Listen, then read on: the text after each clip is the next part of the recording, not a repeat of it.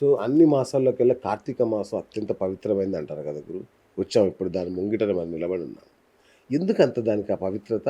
ఏంటి దానికేమన్నా పురాణ గాథ ఏమైనా ఉందా దానికి? నేను అంటే ప్రతి మాసము కూడా చాలా ముఖ్యమే. ఏ ఓకే. దానికి క్రమం. నా కార్తీక సమో మాసః నా పరమేశ్వర సమో దేవః అన్నది శాస్త్రం. ఓకే. శివకేశవులు అభేదలు. వాళ్ళు అసలు వాళ్ళకి శివకేశవుల మధ్యలో భేదం లేదు.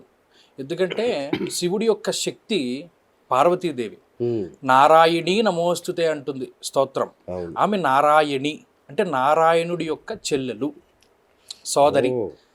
శక్తి స్వరూపిణి. అమ్మవారు లేకపోతే శివుడు లేడు. శివుడిలో ఉండే శక్తే అమ్మవారు. హ్మ్. ఆ అమ్మవారే నారాయణి. ఓహోహో!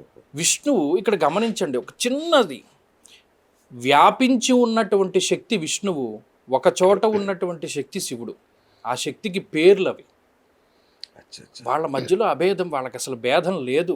ఎవరైతే వీరి మధ్యలో భేదాన్ని చూస్తారో వారు అన్ని రౌరవాది నరకాలు అనుభవిస్తారని చెప్పాడు. ఆహా! అందుకని హరిహరులిద్దరికీ ప్రీతికరమైనటువంటి మాసము ఈ కార్తీక మాసం. కార్తీక మాసానికి ఎంత ప్రాముఖ్యత ఉంది అంటే, ఒక మనిషి తన జీవితంలో ఈ కార్తీక మాసం ఒక్కటి నిష్టగా చేస్తే చాలు, వాడు జన్మాంతరాల్లో చేసుకున్నటువంటి పుణ్యం పాపం ఇవన్నీ కూడా, పుణ్యమైతే వృద్ధి చెందుతుంది, హ్మ్. పాపమైతే దగ్ధమైపోతుంది. పూర్తిగా నశించి అది ఎంత కొండలా ఉన్న పాపమైనా ఒక దూది అంత కొండ, దూది పింజలాగా మారిపోయి భగవంతుడు దాన్ని దగ్ధం చేసేస్తాడు. ఆహా! అంత గొప్ప మాసం కార్తీక మాసం. దానికి అంత ప్రాశస్త్యం ఉన్నది. హ్మ్. కృత్తికా నక్షత్రము పౌర్ణమికి వచ్చినటువంటి మాసం కార్తీక మాసం. ఓకే. కృత్తిక నక్షత్రము మీరు జ్యోతిష్ శాస్త్రం ముందు కూడా చూడండి, కృత్తికాది క్రమేణ అంటాడు. అంటే సృష్టి ప్రారంభం అంతా కూడా కృత్తిక నక్షత్రము నుండే. హ్మ్. ఇక్కడ చాలా లాజిక్గా ఒక మాట పట్టుకోండి. ఆషాఢ మాసంలో శయనం అంటే నిద్రలోకి, యోగ నిద్రలోకి వెళ్ళినటువంటి శ్రీ మహావిష్ణువు కార్తీక మాసంలో ఉత్థాన ఏకాదశి రోజున నిద్రలేచి, లేచినటువంటి శ్రీమన్నారాయణుడు లక్ష్మీ సమేతుడై ఆయన అమలక వృక్షములు ఉండేటువంటి తోటలో తులసీవనంలో విహరిస్తారు అనేటువంటిది చెప్పబడింది. ఓకే. సృష్టి ప్రారంభమంతా అంటే సృష్టి ప్రారంభం జరిగినటువంటిది కృత్తికా నక్షత్రముతోటి అని చెప్పబడింది. కృత్తికా నక్షత్రం పౌర్ణానికి ఉండేటువంటి మాసం కార్తీక మాసం. ఓకే. ఈ కార్తీక మాసము దేవతా కాలమానం ప్రకారం బ్రాహ్మీ ముహూర్త కాలం. ఓహో! మొత్తం మాసమంతా. ఆ మాసమంతా ఓహ్! దేవతలకి 6 నెలలు పగలు, 6 నెలలు రాత్రి. దేవతా కాలమానాన్ని మన దాంట్లో తర్జుమా చేసుకుంటాం. రైట్. రైట్. ఈ బ్రాహ్మి ఎందుకంటే మీరు ఎందుకు బ్రాహ్మీ ముహూర్తము, ఇది నా రీసెర్చ్లో భాగంగానే చెప్తున్నా. ఓకే. విష్ణుమూర్తి యోగ నిద్రలోంచి లేస్తున్నారు అంటే హ్మ్. దేవతలందరూ కూడా ఏ సమయంలో నిద్ర లేస్తారు? బ్రాహ్మీ ముహూర్తంలోనే నిద్ర లేస్తారు. అవును. మరి అటువంటి మహానుభావుడు శ్రీ మహావిష్ణువు లేస్తున్నాడు అంటే ఆయనది బ్రాహ్మీ ముహూర్తంలోనే లేస్తారు. ఆ! అందుకని ఈ రాత్రి కాలమానం దక్షిణాయనం అంతాను. ఇప్పుడు కార్తీక మాసం బ్రాహ్మీ ముహూర్తము దేవతలకి. ఓకే. అందుకని ఈ కార్తీక మాసంలో చేసినటువంటి ఈ ముహూర్తాలు కానీ, లేకపోతేనేమో ఈ ముహూర్తంలో చేసినటువంటి అభిషేకాదులు, దానాదులు, వీటన్నిటికీ కూడా విపరీతమైనటువంటి శక్తి ఉంటుంది. ఓకే. ఓకే. చూడండి, బ్రాహ్మీ ముహూర్తంలో లేస్తే చాలని ఇప్పుడు చాలా మంది చెప్తున్నారు. అవును. అవును. మరి అలాంటిది దేవతా కాలమానం ప్రకారం ఉన్న బ్రాహ్మీ ముహూర్తంలో అభిషేకం చేసి అర్చన చేసేటువంటి వాడికి మోక్షాన్ని ఇస్తాడు. ఆహా!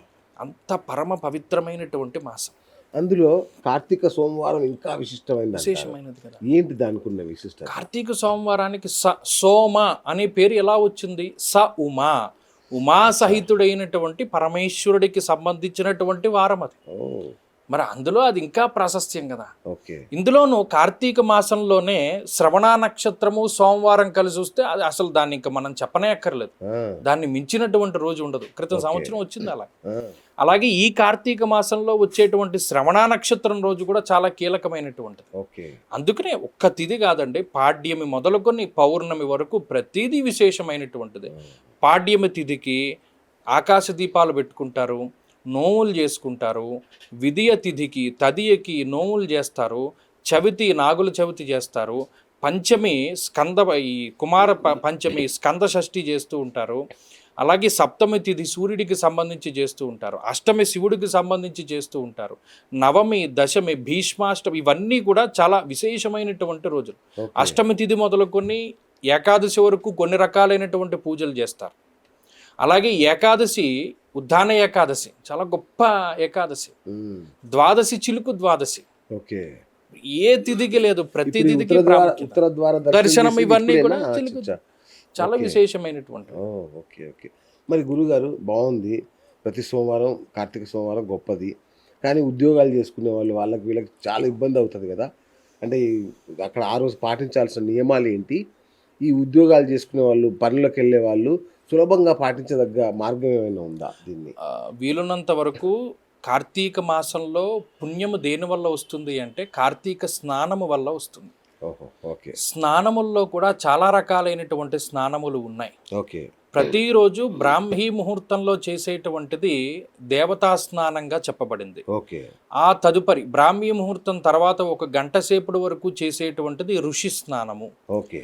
ఆ తర్వాత సూర్యోదయానికి 1 గంట ముందు వరకు చేసేటువంటి స్నానము మనుష్య స్నానము. సూర్యోదయం అయిపోయిన తర్వాత చేసేటువంటి స్నానము రాక్షస స్నానము. ఓకే. అక్కడి నుండి చేసేదంతా రాక్షస స్నానం. రాక్షస. అందునే కార్తీక మాసంలో ఋషులు చేసేటువంటి టైంలో అంటే బ్రాహ్మీ ముహూర్తానికి 1 గంట సమయం దాటిన తర్వాత స్నానము చేస్తే కార్తీక స్నానం చేసాడు కాబట్టి వీడికి బోల్డన్ని పాపాల నుండి విముక్తినిస్తాను అంటారు. కార్తీక స్నానానికి అంత ప్రాముఖ్యత. తదుపరి దీపము. కార్తీక మాసంలో చేసేటువంటి దీపారాధన చాలా విశేషమైనటువంటి ఫలితాన్ని ఇస్తుంది. దీపారాధన కంటే కూడా దీపదానం ఇంకా గొప్పదంటారు. గొప్పది. అవును, కార్తీక మాసంలో ఏమి దానం చేసినా గొప్పదే. దీపదానం కూడా చేయొచ్చు. చాలా గొప్పది. అందులో మన వాళ్ళ యొక్క గొప్పతనం చూడండి. మనమంటే మనుష్య జన్మ ఎత్తాం కాబట్టి ఇవన్నీ చేయగలుగుతాం. మరి కీటకాలు, మృగములు వీటన్నిటికీ మోక్షం ఎలా వస్తుంది అని ఆలోచించారు. కీటాః పతంగాః మశకాశ్చ వృక్షాః జలే స్థలే ఏ వసంతి జీవాః దృష్ట్వా ప్రదీపం నచ జన్మ భాగినః. ఆకాశ దీపం అని పెడతారు సాయంత్రం వేళల్లో. ఆకాశ దీపం ఎందుకు పెడతారు? ఈ క్రిమికీటకాల గురించి పెడతారు. మనమంటే మానవులం దీపం పెట్టుకుంటున్నాము, మరి వాటి అన్నిటికీ మోక్షం ఎలా వస్తుంది? కీటాః పతంగాః మశకాశ్చ వృక్షాః జలే స్థలే ఏ వసంతి జీవాః. జలంలో నివసించేటువంటి జీవులు, క్రిములు, కీటకాలు, వృక్షములు, చెట్లు కూడా జీవాలే కదా. వాడే జన్మలో ఏ పాపం చేశాడో చెట్టు కింద పుట్టాడని అనుకుంటూ ఆ చెట్లు జలే స్థలే ఏ వసంతి జీవాహ. ఒక కుక్క గుళ్ళోకి వెళ్తే రానివ్వరు కదా, ఒక వానరమో లేకపోతే ఒక పందో వెళ్తే రానివ్వరు కదా. అవి దృష్ట్వా ప్రదీపం నచ జన్మ భాగిన. ఆ దీపం చూస్తే మోక్షం ఇచ్చాడు భగవంతుడు. కార్తీక మాసంలో దీపం పెట్టలేకపోయానో ఆ గుళ్ళు అరే బలి పెట్టాడు రా ఎవడో దీపాలు ఎంత అందంగా ఉన్నాయో అన్నవాడికి దీపం పెట్టిన ఫలితం ఇస్తాడు భగవంతుడు. ఆ దీపాలు కార్తీక మాసంలో ఆకాశ దీపం అందుకనే పెడతారు. దీప దానం చేస్తే విశేషమైనటువంటి పుణ్యం. ఉసిరి కార్తీక మాసంలో ఉసిరికి కూడా ఆయుర్వేదంలో ప్రాముఖ్యత. ఇది శరదృతువు కదా. ఈ కాలంలో అమలక వృక్షము నుండి వచ్చినటువంటి ఫలాన్ని అంటే ఆ ఉసిరి పచ్చడి తిన్నవాడికి శరీరంలో ఉష్ణము వస్తుంది. అంత ఆయుర్వేదం ఉంది. అందుకనే ఉసిరి ఎక్కువగా వాడుతూ ఉంటారు. ఆ ఉసిరి దీపములు, ఉసిరి పచ్చడి చేసుకుని తింటూ ఉంటారు. అలాగే ఉసిరి చెట్టు కింద వనభోజనాలు పెట్టుకుంటూ ఉంటారు.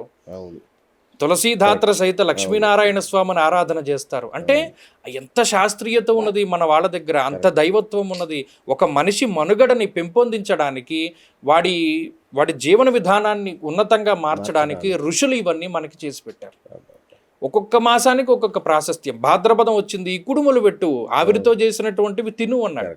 కార్తీక మాసంలో ఉసిరి చెట్టుకి ప్రాముఖ్యతనియ్యి.